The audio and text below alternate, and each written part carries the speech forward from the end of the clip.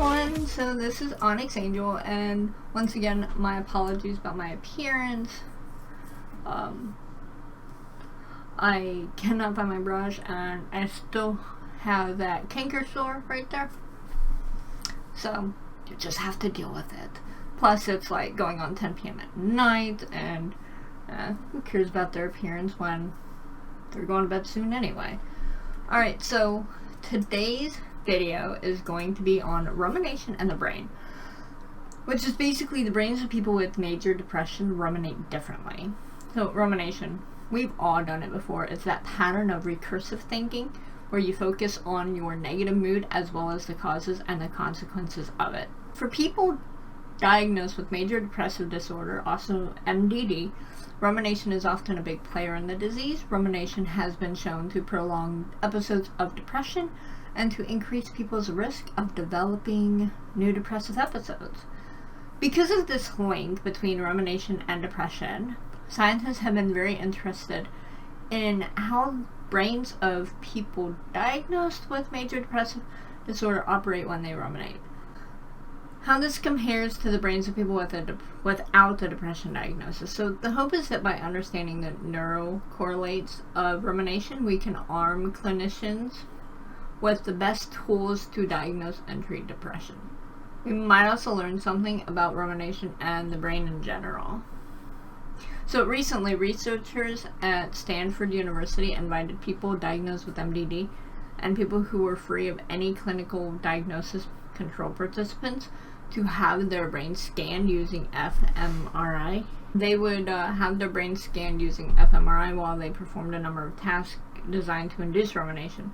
Unlike some cognitive process, which is like moving your attention from one side of the computer screen to another, rumination is not easily observed or assessed, so the scientists had to be a bit creative in how they got people to ruminate.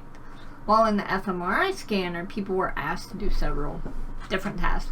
The first was designed to induce rumination. People were asked to think about what people notice about your personality. Two other tasks served as control tasks, so that the scientists could pit brain activation during rumination against these tasks to see differences in neuro activation between ruminative thinking and other types of thinking. In these control tasks, sometimes folks were asked to think about what contributes to team spirit, and other times to think about a row of shampoo bottles on display. The researchers reasoned that these latter two thought tasks would capture the types of abstract and concrete thinking that occur during rumination, but would be relatively free of rumination itself.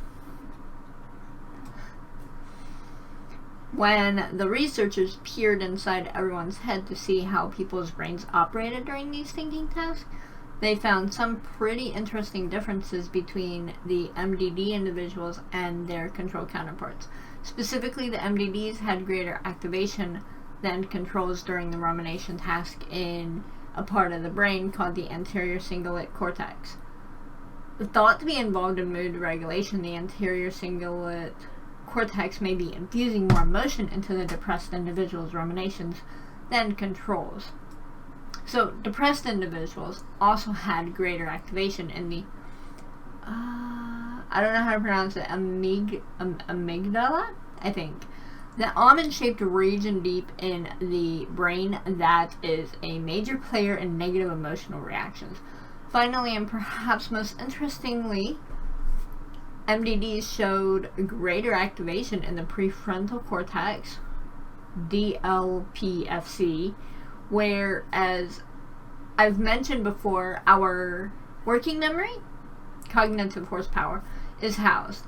If depressed individuals spend a lot more of this neuro real estate trying to regulate their thinking, they may have less brain power left over to do other important thinking and reasoning tasks. This may explain the cognitive deficits depressed individuals sometimes show. And it's no secret that depressed individuals report greater ruminative tendencies than their non-depressed counterparts. But rumination isn't limited to those diagnosed with depression. That's why understanding differences in how MDDs and non-depressed individuals' brains operate during rumination may be a key to helping stave off the negative consequences of a major depressive disorder. When they ruminate, people diagnosed with MDD tend to recruit more so than the non-depressed individuals. Emotion centers of the brain and also important parts of prefrontal cortex. Oh my god, I totally botched that. Prefrontal cortex that we need to think and function at our best. Armed with knowledge about how rumination is seated, the hope is that we can move closer to alleviating it. So let me know how your brain works and how yours ruminate, your thoughts. I would like to hear your thoughts. So if you like this video, please subscribe so that you may find more of my videos. I do more mental health videos. I'm trying to upload them every Monday. So you guys will hopefully get them Monday. If there's any suggestions that you have, leave it in the comments below. I'd like to hear your questions or anything. Thank you guys so much for watching, and I hope you have a wonderful day.